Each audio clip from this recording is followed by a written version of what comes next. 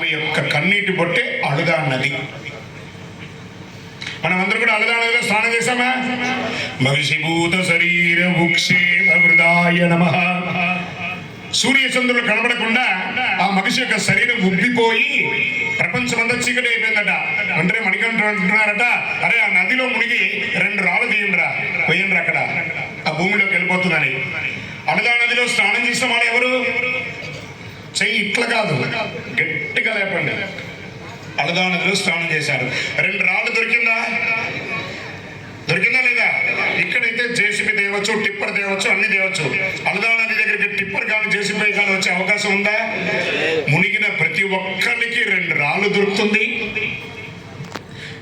తీసిన రాళ్ళు తీస్తూనే ఉండగా వస్తుంది, వేసిన రాళ్ళు అళుదా గుట్టపై వేస్తున్నట్టే ఉంది.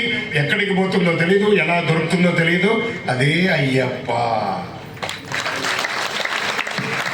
ఆ మనిషి యొక్క శరీరాన్ని పాతాళలోకి వెళ్ళగానే ఆ దేవతలందరూ కృతజ్ఞతగా, ఆహా స్వామి మాకు మళ్ళీ పూర్వ వైభవాన్ని ఇచ్చేశారు, మేమందరూ పులిమందగా మారుతాము, మా పైన సవారీ చేసి మీ అమ్మగారు తరుణము తీర్చడానికి పులిపాలు తీసుకోవడానికి వెళ్ళండి అనగానే స్వామివారు విల్లు అంబు చేతిలో గదలు పెట్టుకొని ఆనందంగా, విల్లాలి వీరుడా వీరమణి కంఠుడా, విల్లాలి వీరుడా వీరమణి కంఠుడా, నోరు తెరిచి పాడాలి, తప్పట్లు తట్టాలి, మంచి అనుభూతిని పొందుతారు.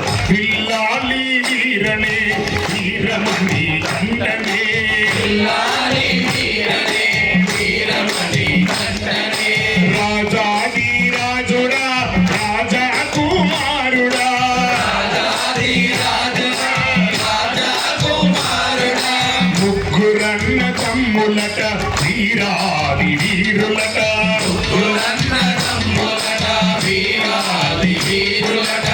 స్వామివారు అలా వచ్చేస్తుండగా ఆనందంతో భక్తులుగా, ఓడివాడయ్యప్ప స్వామి ఓడివాడయ్యప్ప, ఓడివాడయ్యప్ప స్వామి ఓడివాడయ్యప్ప. ఒకసారి అందరూ 2 చేతులు పైకెత్తుతామా? ఓడివాడయ్యప్ప స్వామి ఓడివాడయ్యప్ప, ఓడివాడయ్యప్ప స్వామి ఓడివాడయ్యప్ప. స్వామివారు దేని మీద వస్తున్నాడు?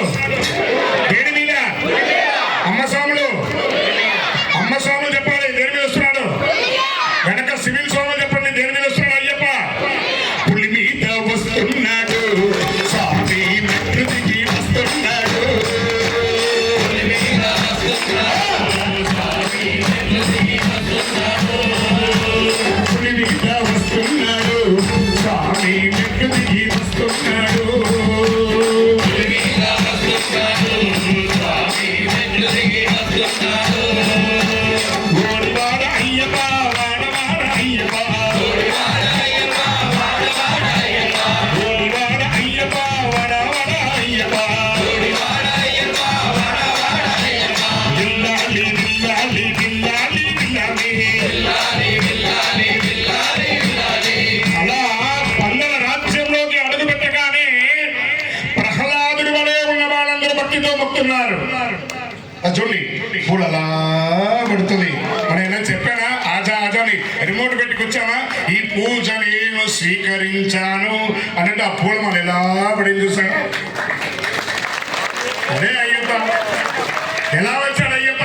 పులి మీద వచ్చున్నాడు, స్వామి ప్రకృతికి వస్తున్నాడు, అయ్యప్ప పులి మీద వస్తున్నాడు, స్వామి ప్రకృతికి వస్తున్నాడు.